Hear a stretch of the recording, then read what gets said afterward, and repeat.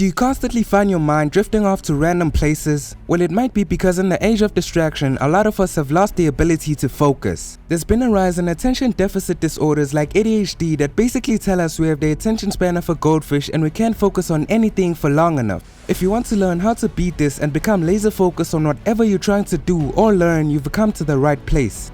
This is the secret to the laser-like focus you've been lacking all along.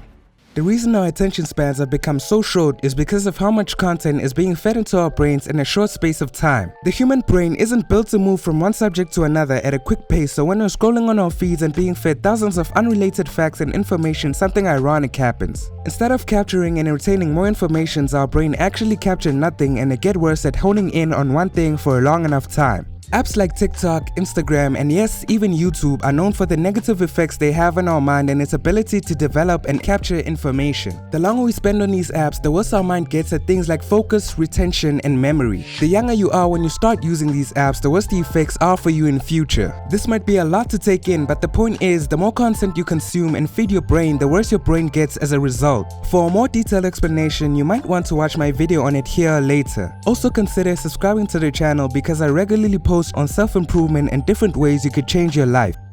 Now that we know the main cause for our short attention span and lack of focus, we should develop a way to cut it out. I would suggest that you track your screen time and focus on spending the least amount of time possible on these apps if you want the more important tips of this video to be more useful to you. Spending less time on the apps that take away your brain power will help you recover and be able to focus more efficiently. I promise that if you actually try this and are as consistent with it as you should, you will definitely see a difference in your attention span and memory. It takes away from the damage done to you by social media and makes you more productive. As soon as you have less time to scroll on your phone, you will find more meaningful things to do that make you happier and more able to focus. It's like going on a social media detox, and as you can guess, social media detoxing has good effects on your mental health as a whole. I can even vouch for it, seeing as spending less time online increases my ability to learn and makes me a better creator overall. Most of the concepts I discussed here were learned in the process of detoxing, so let that be proof of the usefulness of spending less time online.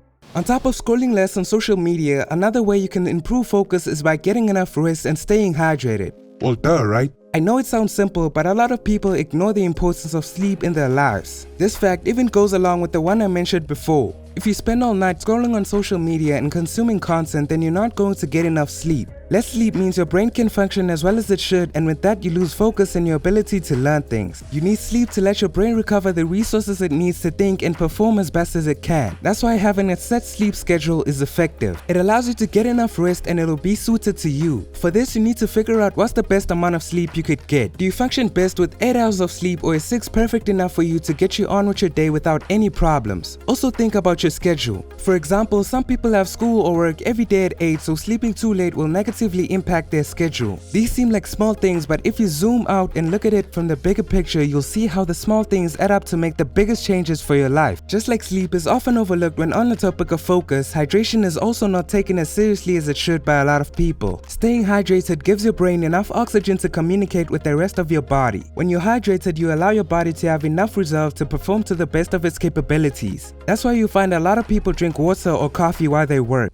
On the subject of coffee, what else do you think boosts focus in our day-to-day lives? That's right, caffeine. I hope you said caffeine. Caffeine helps you focus by increasing cortisol and adrenaline in the body, and if you didn't know, adrenaline helps you hone in on the task at hand and gives you an edge for whatever it is you want. If you take it in enough doses, it'll be the extra boost that gives you more focus and refreshes you while you work on any task that you need deep focus on. Be careful not to do too much though, because if you take too much, it'll have negative effects on your body. You'll have trouble breathing, be too alert, and your body will be agitated. Make sure you don't overdo things and keep balance with everything you do. That is one of the most important things to take away from this video. Now on to the most effective way to build focus. This is the best tip I have to offer, and it sounds crazy, but if you try it out, you'll see an increase in your focus and alertness. This tip is narrowing down your vision to the thing you're focusing on. Right now you're focused on this video, so a way to test this would be for you to stop wandering around with your eyes and hone in on your computer screen. Doing this increases alertness and causes you to pay more attention than if you would have kept looking around or focused on everything all at once. It's almost like a camera lens. The closer you are to the subject and the more you zoom in, the clearer the picture. If you want to have a laser-like focus, you're going to use your eyes to focus on the subject at hand. This is useful while reading or working because you're grounded in your task and you keep yourself from forgetting what you're trying to learn in the first place. Another thing you could do to supplement narrowing your vision would be to try to keep your eyes open for as long as you can while you focus. Of course, you still need to blink, but blinking less makes you hone in on the thing right ahead of you. This is what Andrew Huberman uses to increase focus, and I found that implementing this increases my focus a whole lot more. If you want to learn more about that from him, you can watch this podcast episode on focus and learning. Doing all this puts you above everyone else who does work distracted or in the wrong state of mind. It's a simple skill, but applying it could really change a lot for you. I dare you to try it out.